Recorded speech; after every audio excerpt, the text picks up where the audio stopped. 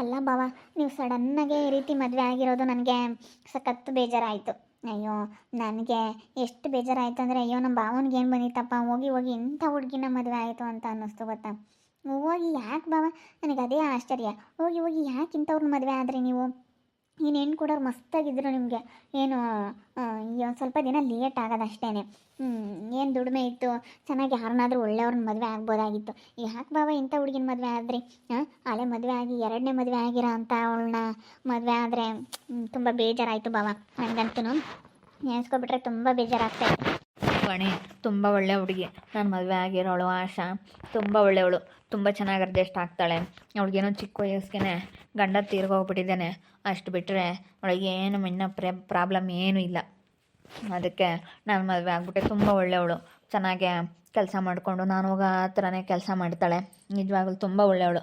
ನಮ್ಮ ಮನೆಗೆ ಅಡ್ಜಸ್ಟ್ ಆಗ್ತಾಳೆ, ನನಗೂ ತುಂಬ ಚೆನ್ನಾಗಿ ಅಡ್ಜಸ್ಟ್ ಆಗ್ತಾಳೆ ಅಂಥೇಳಿ ನಾನು ಮದುವೆ ಆಗಿದ್ದು. ಎರಡನೇ ಮದುವೆ ಅಂತ ಅಷ್ಟು ಬಿಟ್ಟರೆ ಬೇರೆ ಇನ್ನೇನಿಲ್ಲ. ಒಳ್ಳೆ ಗುಣ ಐತೆ.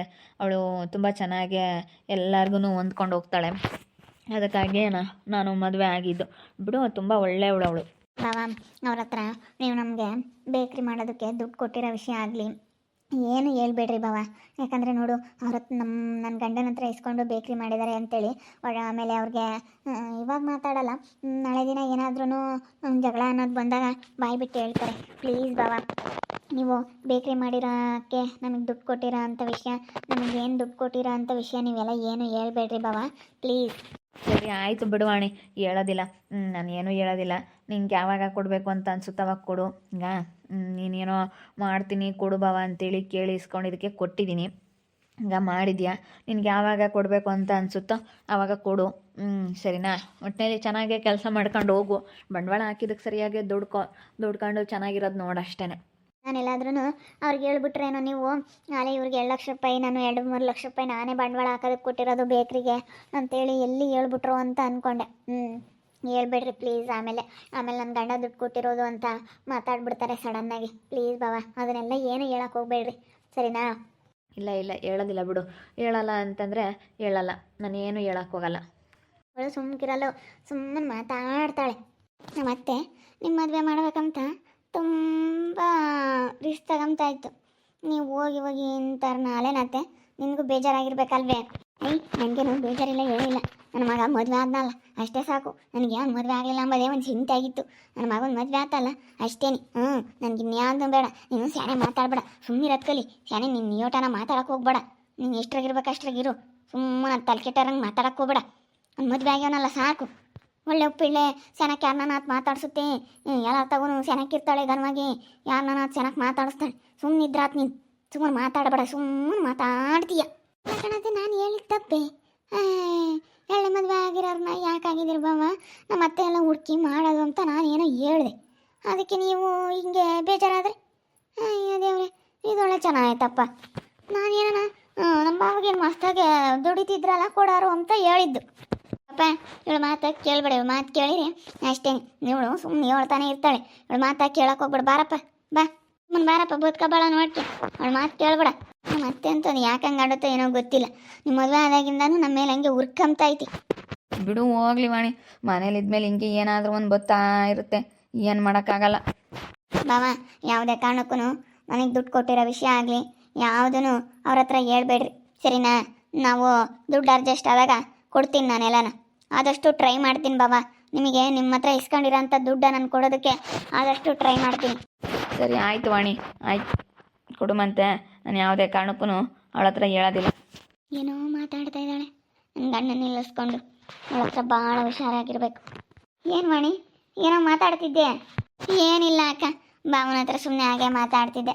ಬಾವ ಇಷ್ಟು ದಿವಸ ಅಂತ ಮದುವೆ ಆಗಿಲ್ಲ ಅಂತ ಇದ್ರಿ, ಬೇಜಾರಾಗಿದ್ರಿ.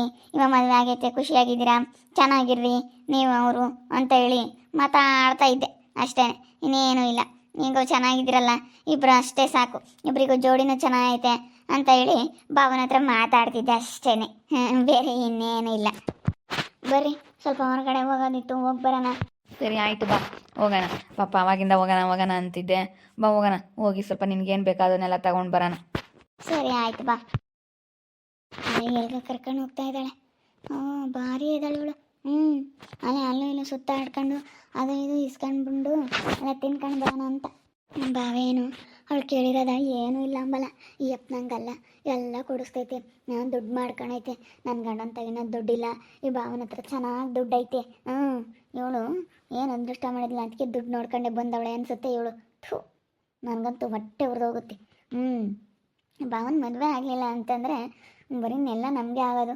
ನಮ್ಗೆ ಯಾವುದಾದ್ರೂ ಒಂದು ಮಗು ಆಗಿದ್ರೆ, ಒಂದು ಹೆಣ್ಣು ಗಂಡು ಆಗಿದ್ರೆ ನನ್ನ ತಮ್ಮನ ಮಕ್ಕಳು ಅಂತೇಳಿ ನೋಡಿಕೊಂಡು ಮದುವೆನೇ ಆಗ್ತಾ ಇರಲಿಲ್ಲ. ಏನು ಮಾಡಲಿ, ಬೇಗ ನನಗೆ ಮಕ್ಕಳೇ ಆಗಲಿಲ್ಲ. ಬೇಜಾರು, ಅದೇ ಬೇಜಾರು ನನಗೆ. ಇಲ್ಲಿಗೆ ಹೋಗ್ತಾ ಇದ್ದಾರಲ್ಲಮ್ಮ ಗಂಡ ಹೆಂಡ್ತಿ, ಹೋಗ್ತಿದಾರಲ್ಲ ತಾಂಟಿ, ಅವ್ರಿಗೆ ಎಲ್ಲಿಗೆ ಬೇಕು ಅಲ್ಲಿಗೆ ಹೋಗ್ತಾರೆ. ಇನ್ಮೇಲೆ ಏನು ಹಿಡಿಯೋಕ್ಕಾಗಲ್ಲ. ಹೋಗ್ತಿರ್ತಾರೆ. ಏನು ದುಡ್ಡೈತೆ, ಚೆನ್ನಾಗಿ ದುಡ್ಡು ನೋಡ್ಕೊಂಡವಳೆ, ದುಡ್ಡಿಗಾಗಿನೇ ಬಂದವಳೆ, ಅದಕ್ಕೆ ಅವಳು ಇನ್ನೇನು ಇಲ್ಲೇನು ಏನು ಕೆಲಸ ಇಲ್ಲ ಏನಿಲ್ಲ, ಭಾವ ಚೆನ್ನಾಗಿ ದುಡಿತೈತೆ, ಅವಳಿಗೇನು ಚಿಂತಿಲ್ಲ ಕಂತಿಲ್ಲ, ಇದ್ದಾಳೆ, ಹೋಗ್ತಾಳೆ ಅಲ್ಲೂ ಇಲ್ಲೂ ಕರ್ಕೊಂಡು ದುಡ್ಡು ಖರ್ಚು ಮಾಡ್ಸೋಕ್ಕೆ. ನಮ್ಮ ಭಾವ ಚೆನ್ನಾಗೆ ಯಾತನಾಗಲಿ ಯಾರಿಗನಾಗಲಿ ಕೊಡ್ಸೋದು, ಚೆನ್ನಾಗಿ ನೋಡ್ಕೊಂಬೋದು ಎಲ್ಲ ಮಾಡ್ತೈತೆ ನಮ್ಮ ಭಾವ. ಅದಕ್ಕೆ ನೋಡ್ಕೊಬಿಟ್ಟವಳೆ, ದುಡ್ಡಿಗೆ ಬಂದುಬಿಟ್ಟವಳೆ. ಏನು ಮಾಡೋದು. ಅಯ್ಯೋ, ನಾನು ಮದುವೆ ಆಗಬಾರ್ದು ಅಂತ ಅಂದ್ಕೊಂಡಿದ್ದೆ ಕಣ್ಲಲ್ಲಿ ತಂಟಿ. ನಮ್ಮ ಬಾವ ಮದುವೆ ಆಗಲಿಲ್ಲ ಅಂದ್ರೆ ನಮ್ಮ ಬಾವ ಕುಡಿಕೊಂಡಿರೋದೆಲ್ಲ ನಮಗೆ ಆಗುತ್ತೆ, ಇನ್ನೆಲ್ಲಿ ಏನು ಕೊಡ್ತಾರೆ ಅಂದ್ಕೊಂಡಿದ್ದೆ. ನಮ್ಮ ಹೋಗ ಅಂತಳನೆ ಯಾಕೆ ಮದುವೆ ಆದವನು ಹೇಳತ್ತು. ವಯಸ್ಸಾಗೈತಮ್ಮ. ನೋಡಿ ವಯಸ್ಸಾಗಿರಲ್ ಕಣ. ಅವನಿಗಿನ್ನ ಅವಳು ಒಂದಿಟ್ಟು ಏಜ್ ಐತೆ ಮಂಗೆ ಕಾಮುತ್ತಿ ಅಂತಳ್ಳಿ ಮದುವೆ ಆದ ಇವನು ಹೇಳತ್ತೆ. ನೋಡೋಣ ಬಾವಿಗೆ ನಾನು ಅದೇ ಹೇಳೋದು, ಅಲ್ಲ ಕಣ್ ಬಾವ ಇಂತಳ್ಳಿ ಯಾಕೆ ಮದುವೆ ಆದ್ರಿ ಅಂತ. ನನಗೆಲ್ಲ ಮದುವೆ ಆಗಿದ್ದು ನೋಡಿದ ತಕ್ಷಣ ಶಾಕ್ ಆದಂಗೆ ಆಗ್ಬಿಡ್ತಿಲ್ಲ ತಂಟಿ. ಯಾಕನ ಆಯ್ತಾ ಏನೇ ಯಪ್ಪ ಇಂಥ ಮದುವೆನ ಅನ್ನಿಸ್ಬಿಡ್ತು ನನಗೆ ನಿಜವಾಗ್ಲು. ಮತ್ತೆ ಅಯ್ಯೋ ದೇವ್ರಿ ಇಂತಾರನ ಆದರೂ ಒಂದೇ ಬಿಟ್ಟರು ಒಂದೇ, ಅವರೆಲ್ಲ ನಾನು ದುಡ್ಡಿಗಾಗಿ ಬಂದಿರ್ತಾರೆ.